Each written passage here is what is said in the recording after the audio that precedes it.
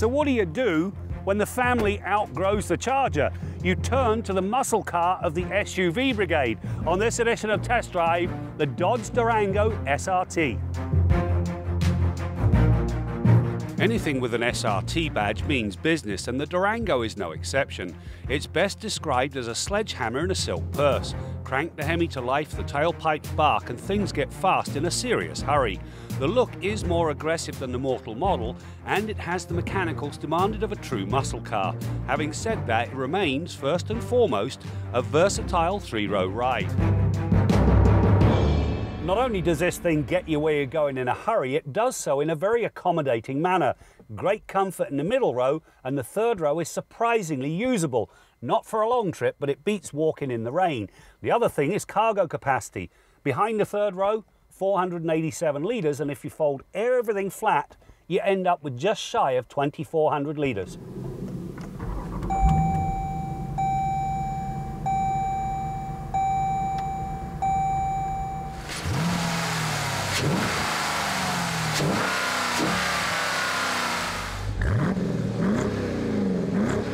The heart and soul of this monster is a 6.4 litre or 392 cubic inch V8 that pumps out 475 horsepower and 470 pound-feet of torque.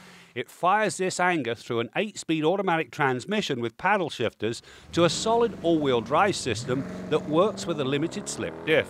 The setup changes the torque split according to need and the drive mode selected. In spite of weighing almost 2,500 kilograms, this thing is very quick. 5.2 seconds to 100k, and it does the passing move in 3.5 seconds, and it just keeps pulling. Now, on the subject of pulling, this thing, when it's properly equipped, can tow almost 4,000 kilograms, so there's plenty of muscle to get the toys to the cottage. The manner in which the Durango drives is fully customizable. Along with tow, snow, custom, sport and track comes auto. Now this is the best setting as it can be tweaked to get the very best out of the transmission, stability control system, suspension, steering and all-wheel drive. Select street across the board, and the Durango is a docile cruiser that sends 60% of the drive rearward. The cabin is exactly what you expect. You get deep dish seats that hug without being confining, a nice chunky steering wheel, and that thing there, that is the easiest infotainment system to use in the business. Now, in the case of the SRT, it gets a few extra pages. Most of them key on performance, and the other one, well, it gives you fast and easy access to all the different drive modes. The other two modes of note are Sport, which amps things up noticeably, and Track.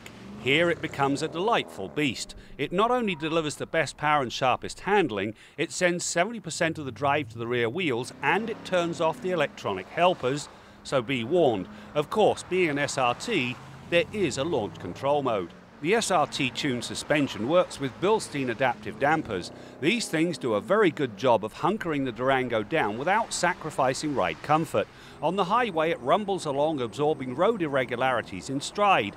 A twisty road demands sport mode. When pushed through the pylons, the SRT stayed flat, even when nearing its surreal limits. The steering is refined, and the 295 45ZR20 tyres and all-wheel drive did a good job of keeping things manageable.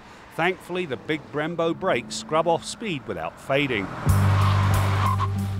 You know, this thing really is about as subtle as a sledgehammer when it comes to performance, and yet, if you've got a family of 5 or 6, it works on an everyday basis.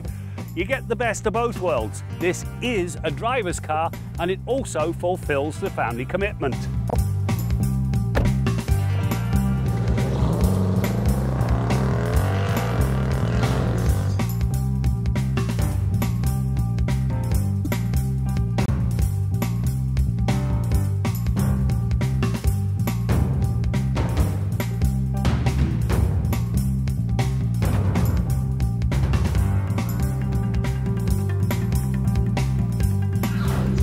So here's the question, where were you 32 years ago? I know some of you weren't even a glint in your father's eye. As for me, well, I was in diapers, but found time to get Motoring TV off the ground. And today I like to think we've got one of the best automotive video libraries in the world. If you agree, please give us the thumbs up and also subscribe. We'd really appreciate it.